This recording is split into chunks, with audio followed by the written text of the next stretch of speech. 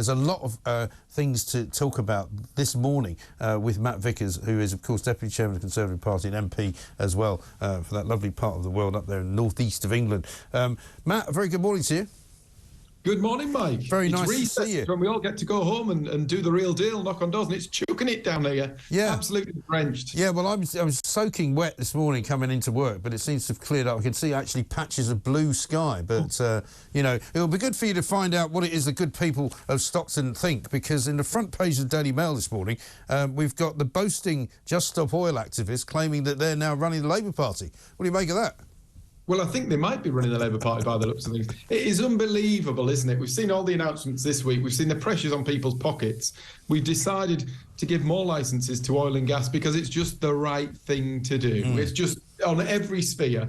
Do you know, it's better for the environment. We're not importing this stuff. To import it from elsewhere means the carbon footprint's about 3 or 4 times as big. It creates jobs in this country. Wonderful. And it means we're not reliant on other countries for our oil and gas. It's a no-brainer, but these people keep gluing themselves to the road, and now the Labour Party have decided to sell out on their manifesto and run things by the eco-terrorists. Yeah, I mean, I suppose the question is how quickly can those licences be granted, and how quickly can we see then the fruits of your labours, as it were, you know, so that we don't have to buy in, you know, fracked gas from America. We don't have to rely on Qatar to ship stuff to us. I mean, how soon can this all happen? I mean, we are moving apace, aren't we? There's plenty going on all fronts, but actually this commitment, we need to give certainty. So today we've got big energy companies round the table with the government having a discussion about how we can speed up those plans, get things delivered at a quicker pace. But we aren't just doing oil and gas versus the green stuff. We're doing it all in a very pragmatic way. Actually, big announcements yesterday about hydrogen and what we're doing to generate power energy from hydrogen and making the best use of the science and the tech that's available to us. But all of these things have to work in unison. You know, the idea that you can just stop oil and gas, even when we get to 2050, and we have this net zero target. If we reach net zero, we'll still be reliant on oil and gas for 25% of our energy. Yeah, and is the net zero sort of deadline being pushed back a bit? It's not clear yet. Grant Shapps was on with Julie Hartley-Brewer this morning, and he kept referring to 2035 as the date for petrol and diesel cars to be bought, to no longer be available new. Has that changed? Because it was 2030 as far as we know. No, so my view is that actually you should be ambitious, you should set targets, but what we do in terms of delivering on those targets should be pragmatic, should be looking at how quickly we can deliver things and how quickly we can deliver things that work for the British people. It's not about green at all costs. If we get obsessed with this green thing, which I think at points we might have, whereby you just go green at all costs, there's a real consequence for people out there who've got to pay the bills. Yeah. There's a real consequence to picking up the tab for all of that. And we've got to do it in a balanced, sensible way. But you know what?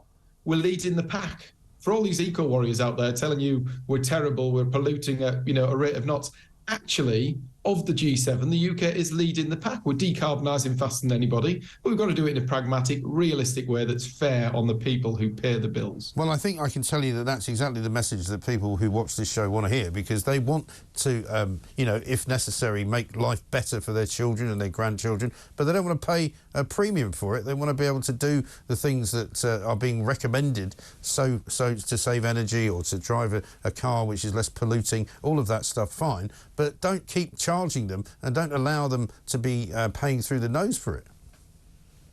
Yeah, I mean, I go into a lot of schools, actually. A lot of schools do lots of things now about climate, energy, and where we're getting it from and what we're doing to leave the world in a better state than we found it. And the big thing that I always discuss with the youngsters, actually, is what's the cost? You know, we do lots of things, but they all have consequences. So it's all well and good preaching about how we can be greener, faster, and do even more for the environment. But everything comes with a cost. And sometimes those costs help change behaviour. Did you see that there was a stat this week about plastic bags? And since we started charging for them, apparently we were using about 95% less plastic bags than we used to before we charged. That isn't costing anybody anything. We're just behaving a bit better because we're reusing our bags, etc. Sensible measure that gets people doing the right thing, but we can't just do anything at any cost to make things greener. Yeah, I get a bit fed up though when the bag for life falls apart, you know, because I mean I haven't got that much longer left, but I mean I like the bag to last for life if it says it does. Well, apparently Morrison's bags are the best bags for life. So you need to look around at where you're shopping, perhaps. Yeah. I don't know. Yeah, I don't shop there. Thanks very much anyway. Now, let's talk about crime and punishment. Prison space is going to run out in the next 3 years, we're being told today. Meanwhile, the government's saying we shouldn't be sending people to prison as much if they've only committed what they're calling low-level crimes like shoplifting and theft. A lot of people are not happy with that. I think, do you know what, that's an interesting headline, but I don't think that necessarily rings true. In the last few years, we've toughened up sentences massively for the people who commit the worst crimes, sexual offences, violent offences. Actually, we're putting them away for longer. We do have issues with the size of our prisons, with how many people we can actually house in prisons, but we are spending millions of pounds building more prison places, and it's the right thing to do. I think there is balance around how that works. I think one of the big things that we saw this week that is a big issue for me is around what happens to retail crime.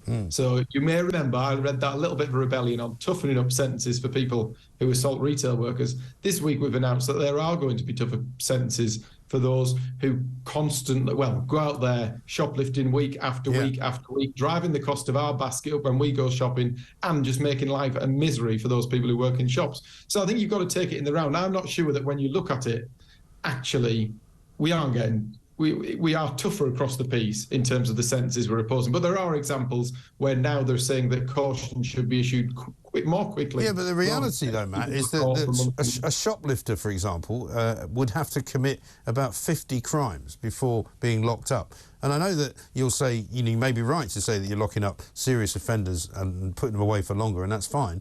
But there's also what we call low-level crime, which a lot of people don't regard as low-level crime because it ruins their life. If you've got a gang of kids running past you as you're trying to pay for your, pound of butter that you just bought, it's not very pleasant. If you work in a shop and you have constantly to worry about people coming in, harassing you and threatening you and basically nicking everything they want to nick, that's not a nice place to be. And I think the problem for a lot of people now is that the low-level stuff is affecting more people and their lives are, they feel, blighted by it.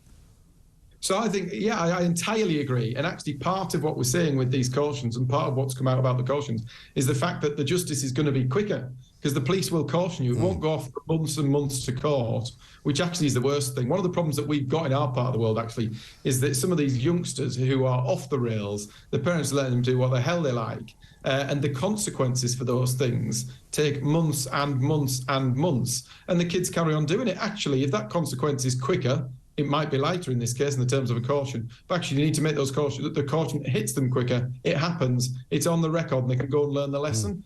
If something hangs over a kid for 6 months and they know they're going to court, that kid is going to carry on misbehaving, particularly if they haven't got the parents behind them kicking them into shape, particularly if society hasn't passed that judgment yet, because they know they're in trouble and they're going to just hang it out and commit more crime along the way. So actually, a lot of the things we do, it's about how quickly we can bring the person to rights for what. Absolutely. And I think people have to fear consequences for what they do, because if they don't fear them, they're going to carry on. And they need to feel those consequences quickly. There's this new initiative now that we're testing in our part of the world around instant justice. So it's about from the point when someone is judged to have done something wrong and goes through court, actually making the penalty of going and cleaning up the mess much quicker, because those kids need to feel the sanction, feel the burden of what they've done, rather than just carrying on in 2 years thinking, oh yeah, I remember when I did that. We need quicker justice. We need it to happen quick. And part of this caution mechanism is about doing that. Yeah, quicker justice as well. Final thought for you, Matt, on the migrant issue. I mean, we saw this week a bunch of law firms being closed down, rogue law firms who were helping illegal migrants stay in this country by telling a pack of lies and pretending to be gay or pretending to be depressed, all of that. A lot of my listeners and viewers are saying, all very well shutting them down. Shouldn't they be prosecuted, some of these law firms? I think you're right. These people, the SRA, the Solicitors Regulator Authority, has the right to go in there and levy fines. And that's exactly what they should do, and they should be prosecuted, because do you know what? These people who are solicitors are in a position of trust. We in the UK have put these people, we've qualified them, we've probably paid for them to go to very nice schools, very nice colleges, very nice universities, to be put in that position of trust. And now they're absolutely abusing our national interest by trying to get people in on false claims. It's completely abhorrent, unacceptable, and we need to throw the full force of the law at them. Yeah, absolutely right. And as far as the stopping of the boats goes, that's still an aim for Rishi Sunak. He said, judge me on what I say, judge me on what I do. If he gets to the end of this year and he hasn't stopped the boats, what do we do then? It's a burning aim. It has to be done. It's not acceptable to not do it. I mean, the solicitor's case shows you an example of how some people are there to do everything they can to stop us getting justice in terms of these votes. This country welcomes so many people from so many countries who are in real hardship, who are genuine refugees, and that's the right thing to do. But this crusade against what we're trying to achieve, the Labour Party voted 70 times against the illegal immigration bill. You've got the courts holding this thing up time and time again. But you know what? The model works. And you know how we can evidence that it works? Because the case that we've got with Albania, the agreement we've got in place with Albania, that means if you arrive in this country illegally, you are going straight back to Albania. That has seen 2,500 people sent back to Albania. And surprise, surprise, they've stopped coming. There are 90% less people coming across now from Albania than there were. And that's a deterrent. That's what's going to happen when we get the Rwanda scheme through the courts, and we're nearly there, hopefully. When we get that through the courts and people realise they can't just rock up here, they're going to be detained and they're going to be sent back, they are going to stop coming. There are people out there who hate that as a concept, but actually it's the right thing to do. We cannot go on paying out, £6 million a day to house people in hotels across the country. It's just not acceptable, and we have to do something about it, and we have to do it bloody quickly. Yeah, well, I'll be back to make the judgment then in about 5 months' time, I guess. We'll have to make a date for that. Matt, very good to talk to you. Thanks very much indeed. Matt Vickers, Deputy Chairman of the Conservative Party.